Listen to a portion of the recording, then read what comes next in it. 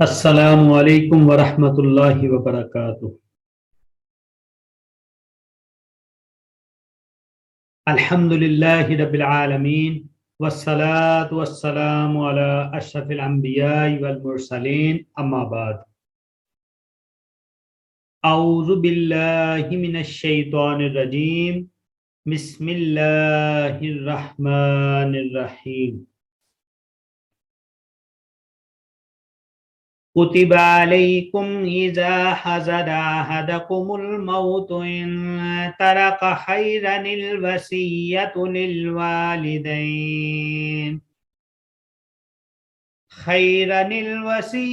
للوالدين والأقربين بالمعروف حقا على المتقين، فمن بدله بعدما سمعه فإنما إثمه على الذين يبدلونه، إن الله سميع عليم۔ فمن خاف من موص جنفا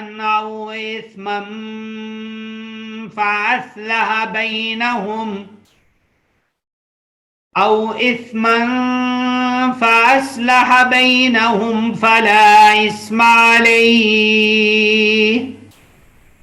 إن الله غفور رحيم۔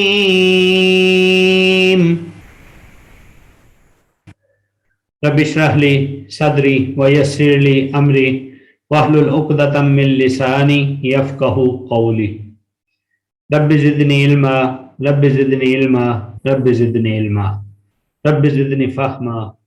اللهم إنا نسألك علما نافعا ورزقا طيبا وعملا متقبلا۔ کتبہ لکھ دیا گیا، علیکم تمہارے اوپر، اذا حضرا جب آنے لگے، احدکم ایک تمہارے کو، موت،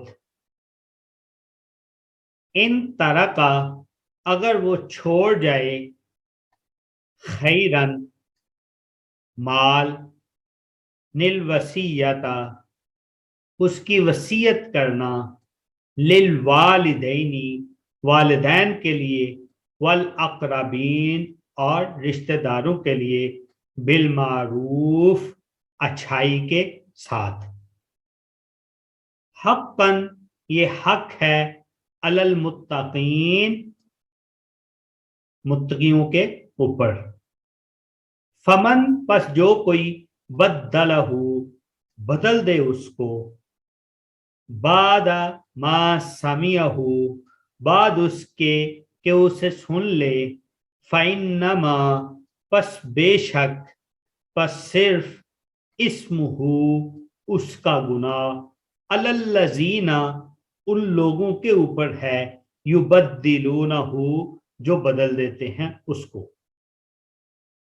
ان اللہ بے شک اللہ، سمیع خوب سننے والا، علیم خوب جاننے والا ہے۔ فمن خافا پس جو کوئی ڈرے، من موسن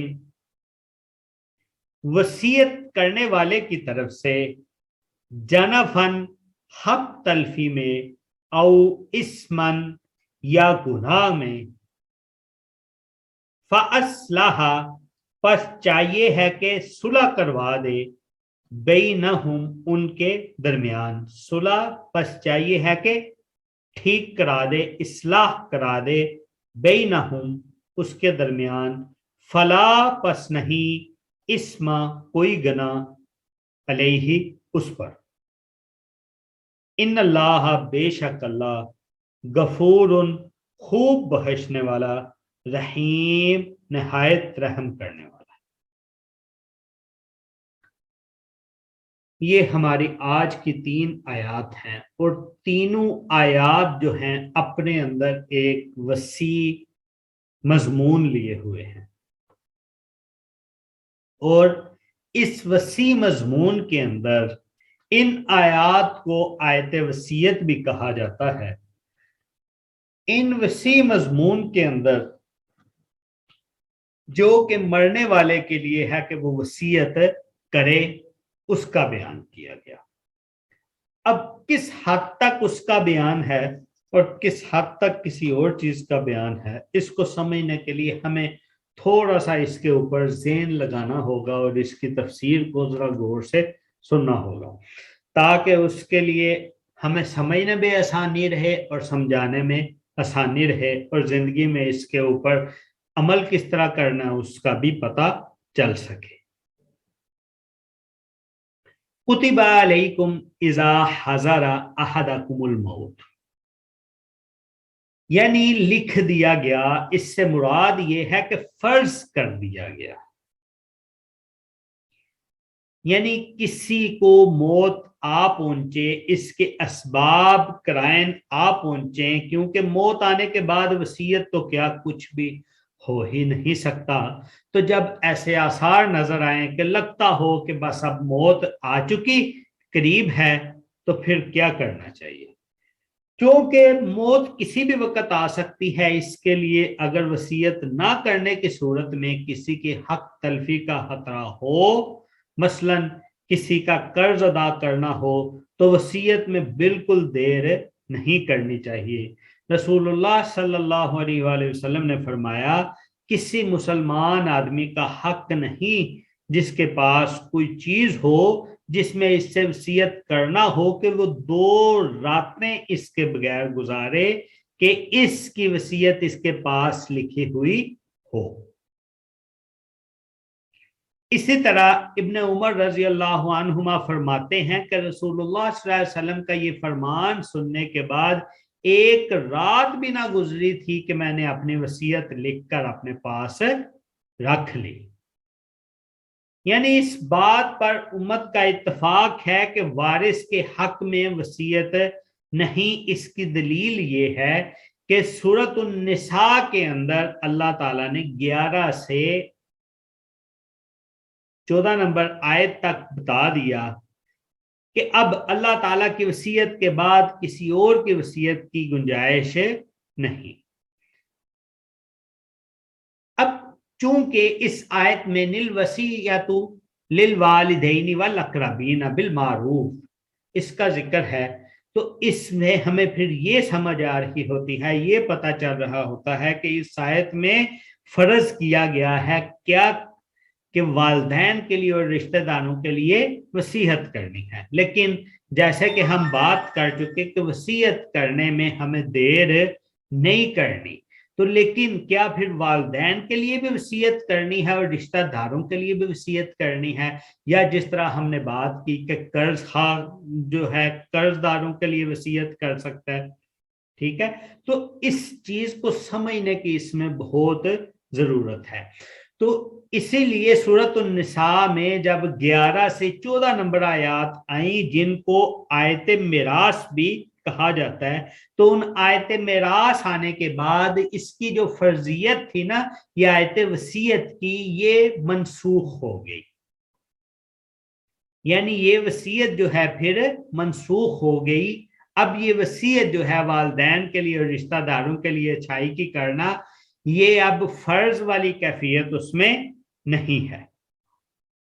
پھر جب فرض والی کیفیت نہیں ہے تو پھر اس پر عمل کیسے ہوگا اور کس طرح اس پہ عمل کیا جائے گا، اس کے بارے میں سوچنا اور سننے کی اور دیکھنے کی اور سمجھنے کی بات ہے۔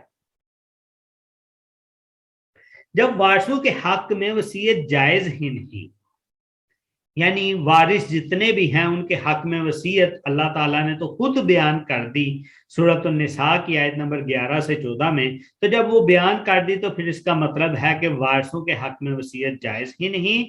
تو اس آیت میں جو پھر ذکر ہے والدین اور رشتہ داروں کا، تو ان کی وصیت پھر کیسے ہوگی؟ جب اس کا سوال جو ہے وہ علماء سے کیا جاتا ہے تو علماء اس کا جواب یہی دیتے ہیں کہ چنانچہ اب والدین اور اقربین کے حق میں وصیت فرض تو دور جائز بھی نہیں، لیکن حقیقت یہ ہے کہ بے شک والدین اور اقربین کے حصے کی خود اللہ تعالیٰ نے وصیت فرما دی ہے، لہٰذا ان کے حق میں وصیت نہیں، مگر چونکہ کچھ والدین اور قریبی رشتہ دار ایسے بھی ہیں جن کا حصہ اللہ تعالیٰ نے مقرر نہیں فرمایا، ان کے بارے میں وصیت کرنا فرض کر دیا تاکہ وہ محروم نہ رہیں۔ مثلا وہ کون کون سے ہیں؟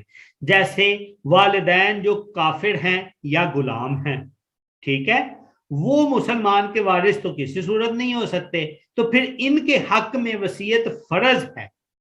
یا کسی شخص کے دادا ہیں، دادی ہیں، یا نانا ہیں، نانی ہیں کا اگر کوئی بھی پرسان حال نہیں تو والدین ہونے کے ناطے ان کے حق میں بھی وصیت لازم ہے، جبکہ قریبی والد کی موجودگی میں وہ وارث نہیں ہیں۔ اسی طرح کسی شخص کے بیٹوں کی موجودگی میں پوتے پوتیاں وارث نہیں ہو سکتے، لیکن اس میں پاکستان کے قانون میں اللہ کے اس حکم کی بغاوت والا یہ ایک سسٹم ہے کہ انہوں نے وارث بنایا ہوا ہے۔ ایسے پوتوں کے حق میں وصیت فرض ہے تاکہ وہ یتیمی کے داغ کے ساتھ ساتھ دادے کے ورثے سے بھی بالکل محروم نہ ہو جائیں۔ مثلا جن کا ایسے پوتے پوتیاں جن کا والد اب نہیں ہے، فوت ہو گیا ہے، تو پھر دادا جو ہے وہ وصیت کر سکتا ہے کہ اس کے مال میں سے اب ان پوتے پوتیوں کو جو ہے وہ حصہ دیا جائے۔ اب وصیت کرنی کتنی ہے؟ وصیت میں یہ بات بڑی غور سے سمجھنے اور سننے والی بات ہے، کیونکہ وارثوں کا حق تو اللہ تعالیٰ نے متعین کر دیا۔ جو اللہ تعالیٰ نے وارثوں کا حق متعین کر دیا اس کے اوپر تو وصیت ناجائز ہے اور نہ کی جا سکتی ہے۔ اب جس وصیت کی اس آیت وصیت میں اجازت دی جا رہی ہے، وہ کس چیز کی اجازت دی جا رہی ہے؟ وہ اجازت اس حصے کی دی جا رہی ہے جو کہ ترکے کا صرف 1/3 حصہ ہو، یعنی 33% آپ کر سکتے ہیں کہ 33% کے لیے وصیت ہے۔ اب 33% میں جو وصیت ہے وہ وصیت کو کرنا کس طرح ہے؟ دستور کے مطابق وصیت کرنے سے مراد یہ ہے کہ اسراف اور بخل کے بغیر اس طرح وصیت کی جائے جس سے وارثوں کی حق تلفی نہ ہو۔ ایسا نہیں ہے کہ ساری مال ہی اتنا نہیں ہے، ترکہ اتنا نہیں ہے کہ اب وہ وصیت کر دے گا تو باقی جو ہے وہ فقیر ہو جائیں گے وارث اور غریب ہو جائیں گے، تو ایسی صورت میں بھی وصیت پھر نہیں جائز اور نہیں کرنی۔ جیسا کہ اس میں ایک حدیث ہے، حضرت سعد رضی اللہ عنہ نے عرض کی کہ اے اللہ کے رسول صلی اللہ علیہ وآلہ وسلم، میرے پاس بہت مال ہے اور میری وارث صرف ایک ہی بیٹی ہے، تو کیا میں اپنے مال کے 2/3 حصے کے بارے میں وصیت کر سکتا ہوں؟ تو آپ صلی اللہ علیہ وسلم نے فرمایا کہ نہیں۔ انہوں نے عرض کیا نصف مال کے بارے میں؟ پھر آپ صلی اللہ علیہ وسلم نے فرمایا نہیں۔ انہوں نے عرض کیا 1/3 کے بارے میں؟ پھر فرمایا ہاں 1/3 کے بارے میں وصیت کر تو سکتے ہو، لیکن 1/3 بھی زیادہ ہے۔ الثلث والثلث کثیر، یعنی 1/3 میں وصیت کر تو سکتے ہو، اجازت ہے، لیکن یہ بھی زیادہ ہے۔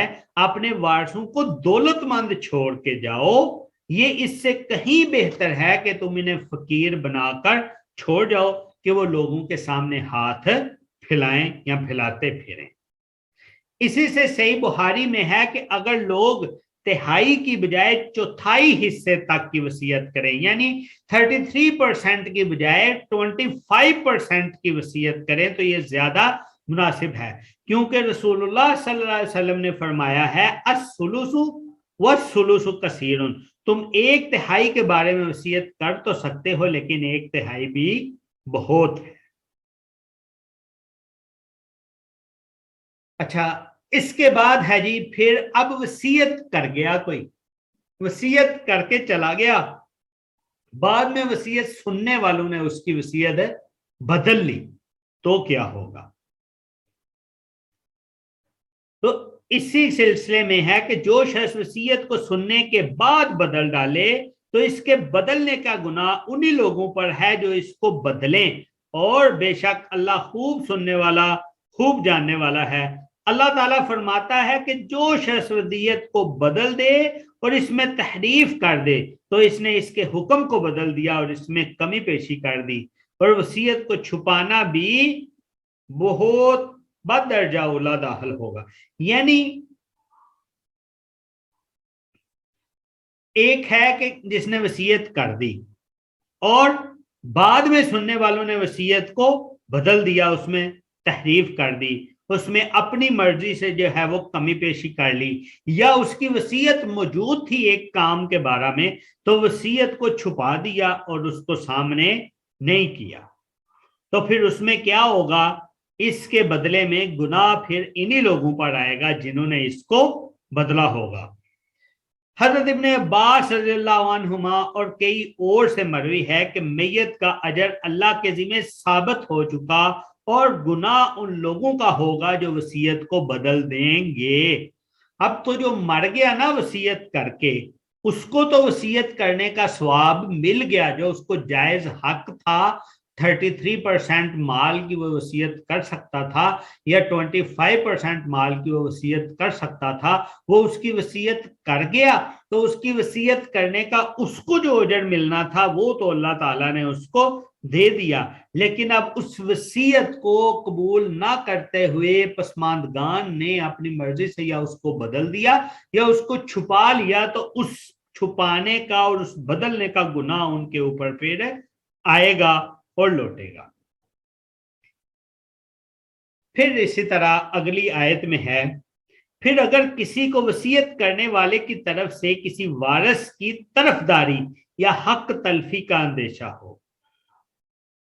اب وصیت کرنے والا تو وصیت کر گیا، لیکن جنہوں نے بعد میں سنا نا وصیت کو، تو ان کے ذہن میں آیا کہ یہ وصیت تو حق تلفی ہو رہی ہے وارثوں کی، یا کسی ایک کی طرف جو ہے وہ رجحان زیادہ ہو رہا ہے، تو ایسی صورت میں پھر کیا ہے؟ ایسی صورت میں حضرت ابن عباس رضی اللہ عنہما فرماتے ہیں کہ جانفن کے معنی غلطی کے ہیں، ٹھیک ہے، اور یہ لفظ ہر قسم کی غلطی پر مشتمل ہے، مثلا یہ کہ کسی واسطے یا وسیلے سے کسی وارث کو اس سے زیادہ دلوا دے کہ کسی چیز کے بارے میں یہ وصیت کر دے کہ یہ فلاں شخص کو اتنے میں فلاں چیز فروخت کر دی جائے، یا بیٹی کو اس کے حصے سے زیادہ دینے کے لیے نواسے کو بھی وصیت میں شامل کر دے، یا اس کے کچھ اور طریقے اختیار کرے۔ غلطی ہاں کسی نے قصدن کی ہو یا ارادے کی ہو، ارادے کے بغیر طبیعی محبت یا شفقت سے کی ہو یا جان بوجھ کر کی ہو، اور گناہ سے تو وسیع یعنی جس کی وصیت کی گئی ہے اس کو رد و بدل میں کوئی گناہ نہیں کہ وہ وصیت کو شرعی احکام کے مطابق کر کے جاری کر دے تاکہ وصیت کرنے والے کا مقصد بھی پورا ہو جائے اور شرعی حکم جو ہے وہ بھی لاگو ہو جائے۔ اس قسم کی اصلاح اور تبدیلی میں کوئی حرج نہیں ہے۔ یعنی پیچھے آیت میں ہم نے 181 میں دیکھا کہ اس میں یہ تھا کہ جو وصیت کو بدل دے گا تو اس کو گناہ ملے گا، لیکن جو وصیت کر کے چلا گیا اس کو وصیت کرنے کا تو ثواب ملے گا۔ لیکن آیت نمبر 182 کے اندر ہم دیکھ رہے ہیں کہ اس میں یہ ہے کہ اب وصیت تو دیکھی، وصیت دیکھ کے اس کی بات سمجھ بھی آ گئی میت کی کہ یہ والی چیز وصیت کرنا چاہتا تھا، جب یہ بات سمجھ آ گئی تو اس کی وصیت ہے غلط، چاہے وہ اس نے کسی طبعی محبت اور شفقت کی وجہ سے کی ہو یا اس نے غلطی سے کی ہو یا جس انداز سے بھی کی ہو، اس کو شریعت کے مطابق ٹھیک کیا جا سکتا ہے، نہ کہ ذاتی مفاد کی خاطر اس کو ٹھیک کیا جا سکتا ہے۔ جب اس کو شریعت کے مطابق ٹھیک کیا جا سکتا ہے تو جب ایسی اصلاح کی جائے تو پھر ایسی اصلاح میں گناہ نہیں ہے۔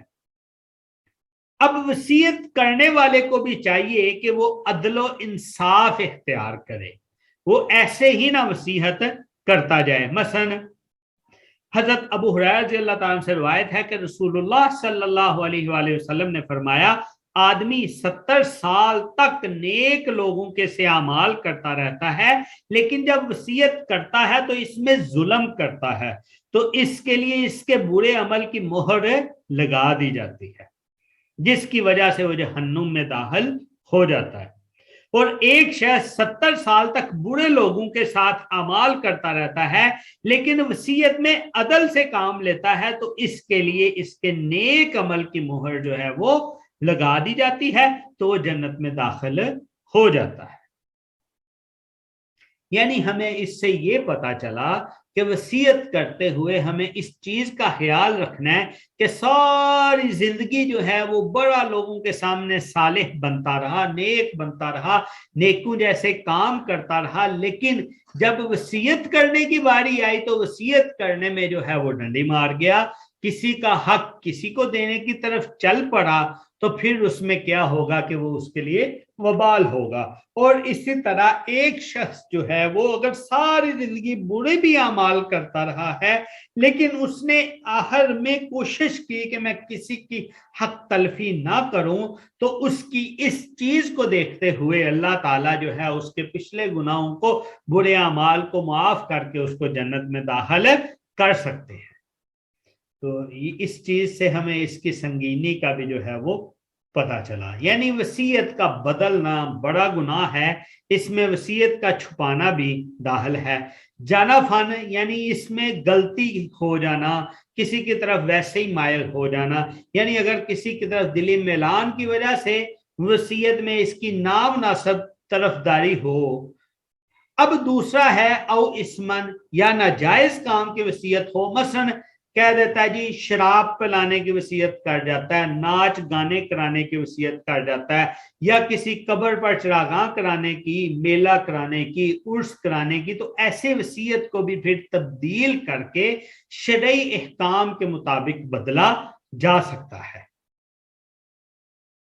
جب ایسی وصیت کو یا جانا فن والی اس وصیت کو بھی جب بدلا جائے گا نا قسم شرعی احکام کے اندر لانے میں, تو اس میں کوئی اور اپنا ذاتی مفاد شامل نہ ہو تو ایسی وصیت کو بدلا جا سکتا ہے, اس کو اصلاح کی جا سکتی ہے, جو کہ وارثوں کو سمجھا بجھا کر وصیت کو ٹھیک کروایا جا سکتا ہے. تو پھر اس میں کوئی گناہ نہیں ہوگا. یہ تھوڑا سا ایک سمجھنے والا مسئلہ ہے.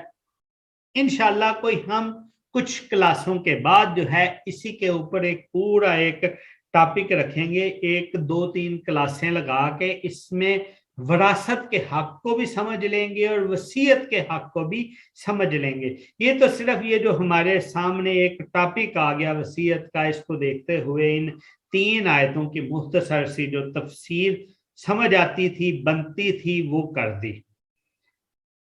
تو اس کے بعد ہم اپنی جو گرامر ہے اس کی طرف چلتے ہیں جی. اس میں بھی ہم کافی جو ہے وہ پیچھے رہ گئے, تو اس کو بھی ہم تھوڑا سا جی. علامات فعل میں ہم نے یہ 4 علامات تک دیکھی تھی اور اسی طرح علامات اسم ہم نے یہ دیکھی تھی. تو بہرحال آج ہم علامات فعل مکمل کرتے ہیں, مکمل کر کے کل یا اگلی کلاس میں ہم جو ہے وہ سمجھنے کی کوشش کریں گے ساتھیوں سے پوچھ کے کہ کیا سمجھ آیا کہ کیا کیا علامات ہیں اسم کی اور کیا کیا علامات ہیں فعل کی. اگر تو سمجھ آیا تو پھر ہم آگے چلیں گے, اور اگر نہیں سمجھ آیا تو ہم پھر ادھر ہی رک کے ان کو ایک دفعہ دوبارہ سے دیکھ لیں گے. 5ویں جو ہے وہ علامت ہے فعل کی کہ شروع میں حرف ناصب ہو, جیسے فَإِن لَمْ تَفْعَلُوا وَلَن تَفْعَلُوا, بس اگر تم نے نہ کیا اور ہرگز نہیں کر سکتے, اس میں لن حرف ناصب ہے. اب یہ حرف ناصب کیا چیز ہوتی ہے؟ ویسے تو ہم آگے پڑھیں گے لیکن تھوڑا سا جو ہے وہ میں سمجھانے کے لیے بات بتا دیتا ہوں. ہم نے پہلے اصطلاحات پڑھی تھی, اصطلاحات ہم نے پڑھی جس میں ہم نے یہ بات کی تھی کہ فتح کو نصب بھی کہتے ہیں, فتح کو نصب بھی کہتے ہیں, اور پھر لفظ کے آخری حرف کے اوپر یہ حرکت آ جائے تو اسے منصوب کہتے ہیں. یعنی آخری حرف کے اوپر زبر آئے گی تو زبر کی وجہ سے پھر وہ کیا ہو جائے گی, منصوب کہلائے گی, مفتوح کہلائے گی, یعنی وہ لفظ جو ہے وہ نصب والا ہوگا. اب کسی وجہ سے اس کے اوپر نصب آئے گی نا. اب جس حرف کی وجہ سے اس کے اوپر نصب آئے گی وہ حرف جو ہے وہ کیا کہلائے گا؟ حرف ناصب. وہ حرف جو ہے وہ حرف ناصب کہلائے گا. تو جس لفظ کے شروع میں حرف ناصب ہو تو وہ لفظ بھی جو ہے وہ کیا بن جاتا ہے؟ فعل بن جاتا ہے. ٹھیک ہے. یہ ہمیں فعل کی پانچویں جو ہے وہ علامت کیا ملی کہ فعل اس کو بھی کہتے ہیں جس کے شروع میں حرف ناصب ہو. اور یہ جب ہم پڑھیں گے دیکھ لیں گے کون کون سے حروف ناصبہ ہوتے ہیں، جن میں سے ایک ہی مثال ہمارے سامنے انہوں نے دی جس میں یہ ہے لن حرف ناصب ہے. چھٹی جو علامت ہے وہ ہے آخر میں تائے ساکن ملی ہو. جیسے نبعت، اس عورت نے خبر دی. نبعت، اس عورت نے خبر دی، یعنی تائے ساکن ملی ہو. اسی کے برعکس جب ہم نے اسم کی بات کی تھی تو اسم میں بھی ہم نے ایک تا جو ہے وہ پڑھی تھی کہ یہ تا اس کی علامت ہے. اس میں کون سی تا تھی؟ تائے مربوطہ متحرکہ، یعنی گول تا جس کے ساتھ ملی ہو جیسے مسلمتن، تو یہ کیا ہے؟ اسم کی علامت ہے. لیکن اس کے برعکس جب ہم نے فعل کی بات کی تو فعل میں آخر میں تائے ساکن ملی ہوئی ہو جیسے نبعت، اس عورت نے خبر دی. اگلی جو علامت ہے وہ ہے آخر میں ضمیر متصل ہو، جیسے انعمتا، جیسے انعما سے آخر میں ضمیر بالکل ساتھ ہی جڑی ہے تا زبر، تو اس نے تو نے انعام کیا. یہاں تا ضمیر ہے جو فعل کے ساتھ بالکل متصل ہے. پھر اس کے بعد ہے امر ہو، جیسے وامر اہلک، اور اپنے گھر والوں کو حکم دے. یعنی اگر جس لفظ میں حکم ہے، امر ہے، وہ بھی کیا ہوگا؟ فعل ہوگا.